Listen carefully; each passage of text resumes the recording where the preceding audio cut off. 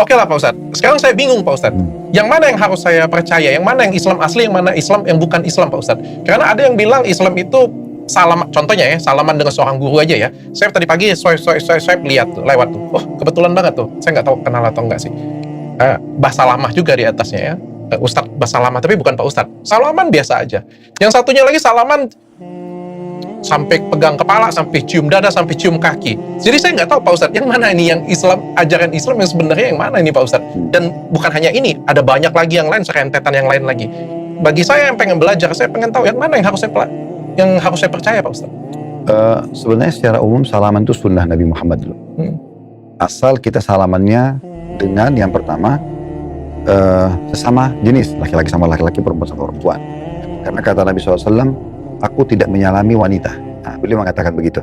Berarti sebagai contoh untuk umatnya, laki-laki jangan sembarangan salaman sama perempuan. Kemudian yang kedua adalah salaman dengan laki-laki dan perempuan, tapi ada istilah mahram. Mahram itu artinya Dr. Richard gak boleh nikah dengan mereka. Contoh ibu kandung, tante, ponakan, gitu kan. Nah itu semua adalah mahram. Ini kita boleh salaman laki-laki sama perempuan. Tapi yang global secara umum, memang ada larangan masalah itu. Itu dulu. Jadi salaman sebenarnya bagian daripada sunnah Nabi. Cuman memang ada batasan-batasannya. Dan kata Nabi SAW, tidak ada dua orang Muslim yang bersalaman kemudian mereka melepaskan tangannya kecuali berguguran dosa-dosanya. Karena salaman itu bagian daripada ibadah, gitu kan. Nah, cuma sekarang kita pindah. Kalau dikembangkan lebih jauh, contoh misalnya seorang murid salaman sama gurunya. Sebatas apa dia boleh salaman? Ya, yang paling aman dia salaman biasa. Tapi boleh nggak seorang murid cium tangan gurunya? Boleh, bukan tidak boleh, ya kan? Tapi jangan sampai berlebihan. Sebagai contoh misalnya jangan menganggap, oh kalau nggak salaman saya dosa nih, atau saya kualat misalnya. Oke. Contoh, atau gurunya menganggap, oh kalau kamu tidak cium saya, kamu akan kualat. Contohnya, kalau pun ada seperti itu tidak boleh. Itu sudah masuk ke satu ranah yang sebenarnya tidak pernah ada contoh dari Nabi Muhammad SAW.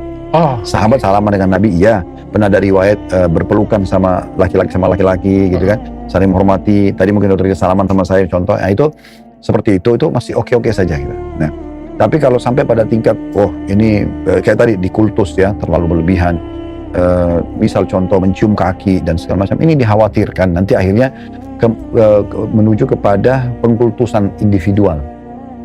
Dan itu ada diistilahkan dengan gulu, berlebih-lebihan. Dan itu bukan Islam ya?